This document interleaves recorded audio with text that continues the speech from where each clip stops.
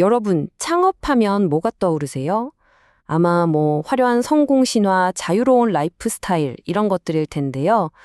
근데요, 오늘 이 이야기에서는 그런 환상을 싹 걷어내고 창업이라는 길에 정말 그 가혹한 현실, 그리고 그 뒤에 숨어 있는 진짜 힘은 과연 뭔지 한번 깊숙이 들여다보려고 합니다. 자, 바로 본론으로 들어가 볼게요. 회사는 가족보다 중요해질 겁니다.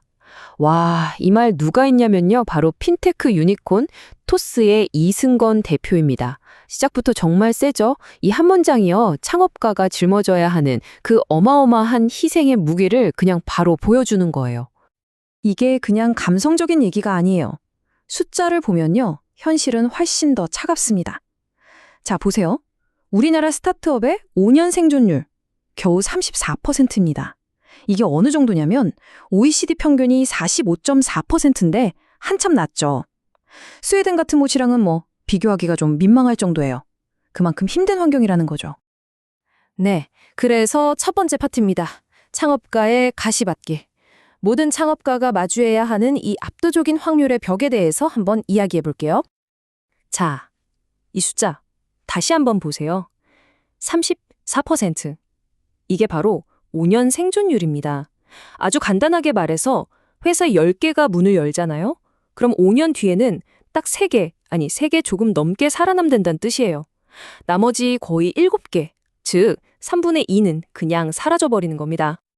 근데 여기서 진짜 재밌는 게 뭔지 아세요? 이게 특정 업종만의 얘기가 아니라는 거예요. 자, 보세요. 예술, 스포츠, 여가. 이쪽은 5년 안에 폐업할 확률이 무려 77.7%나 돼요. 우리가 맨날 보는 식당이나 숙박업소도 77%고요. 심지어 그래도 이건 좀 안전하겠지 싶은 제조업조차도 57%, 절반 이상이 문을 닫는다는 겁니다. 이건 애초에 절반 이상이 지는 게임인 거죠. 그럼 시간이 지나면 좀 괜찮아지나 싶으시죠? 아쉽게도 그렇지가 않아요. 7년 생존율을 보면 26%로 더 뚝 떨어집니다. 사업을 그냥 유지하는 것만으로도 얼마나 어려운 일인지 이 숫자가 딱 보여주는 거죠. 자, 아니 이런 말도 안 되는 확률을 보고 있으면 이런 생각이 들잖아요. 도대체 왜 사람들은 창업을 하는 걸까? 바로 이 질문이 오늘 이야기의 가장 중요한 핵심으로 우리를 데려갈 겁니다. 네, 그 진짜 이유, 놀랍게도 그건 돈이 아니라는 겁니다. 그럼 뭐냐고요? 바로 사명감이에요. 방금 우리가 본 그 무시무시한 확률을 뚫고 나갈 만큼 정말 강력한 왜가 있어야만 한다는 거죠. 여기서 다시 토스 이승건 대표 얘기를 해볼게요. 그가 이런 말을 했어요. 잠을 안 자도 좋을 만큼 해결하고 싶은 문제가 있어야 한다. 그러니까 진짜 창업가를 움직이는 힘은요. 어떤 문제를 해결하고 싶다는 거에 강박에 가까운 열망, 바로 거기서 나온다는 겁니다. 돈보다 훨씬 강한 동기들이 바로 이런 것들이에요. 예를 들면 이건 내 인생을 걸 만한 일이야 하는 그런 불타는 사명감 같은 거요. 아니면 나를 무시했던 사람들 똑똑히 보라고 하는 그런 오기일 수도 있고요. 또 어떨 땐 그냥 성동하던 말던 이 일이 미치도록 좋아서 하는 거죠. 우리 팀원들 나 믿고 따라와 줬는데 실망시킬 수 없다는 그런 책임감.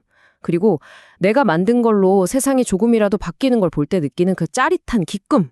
바로 이런 것들이 그 힘든 길을 버티게 해주는 진짜 에너지원인 셈입니다. 결국 핵심은 이거예요. 창업이라는 게임의 목표는요. 그냥 살아남기가 아니에요. 성장입니다, 성장.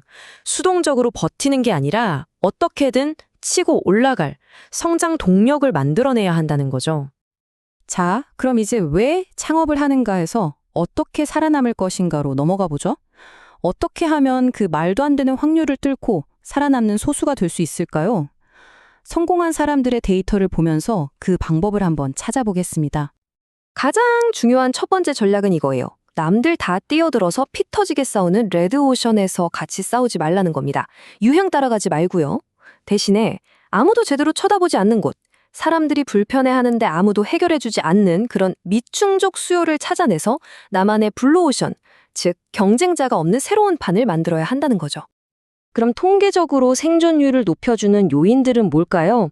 데이터가 아주 명확하게 몇 가지를 알려주는데요.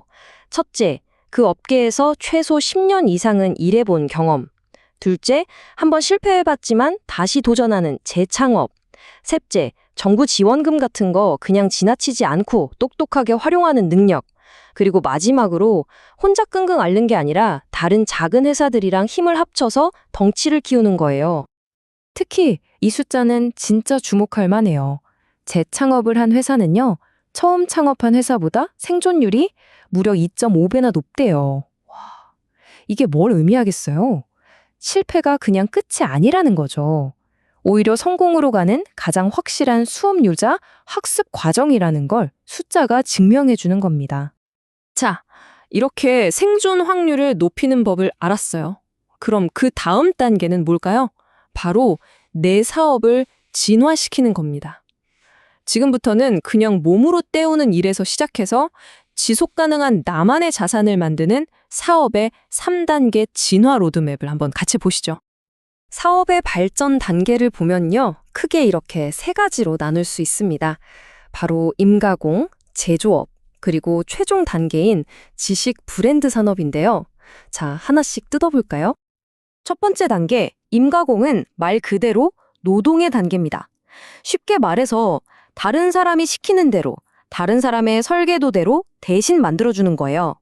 나의 가치는 순전히 내 시간과 내 노동력, 바로 거기에 있는 거죠. 자, 이제 두 번째 제조업 단계로 넘어가면요. 이건 제품의 단계예요. 더 이상 남이 시키는 걸 하는 게 아니에요. 이제 나만의 고유한 제품, 나만의 기술을 개발하는 거죠. 이때부터 나의 가치는 내가 만들어내는 그 무언가가 됩니다. 그리고 마지막, 가장 높은 부가가치를 만들어내는 단계가 바로 이 지식산업, 즉 브랜드의 단계입니다. 여기서는요, 단순히 물건을 파는 걸 넘어서요, 그 물건을 만드는 노하우나 시스템 자체를 팔기 시작하는 거예요. 이제 고객은 나를 보고 찾아오고 나의 가치는 내 전문성 그 자체가 되는 거죠. 자, 이제 오늘 이야기의 마지막 질문입니다. 이건 결국 이 영상을 보시는 여러분 스스로에게 던져야 할 질문이기도 해요. 나는 지금 대체 어떤 게임을 하고 있는가? 여러분은 지금 그냥 제품 하나를 팔고 계신가요? 아니면 그 제품을 만드는 방법을 팔 수 있는 지식을 차곡차곡 쌓고 계신가요? 똑같이 설렁탕을 팔더라도 나는 지금 설렁탕으로 돈 버는 노하우를 배우고 있다는 생각으로 접근해야 한다는 거예요.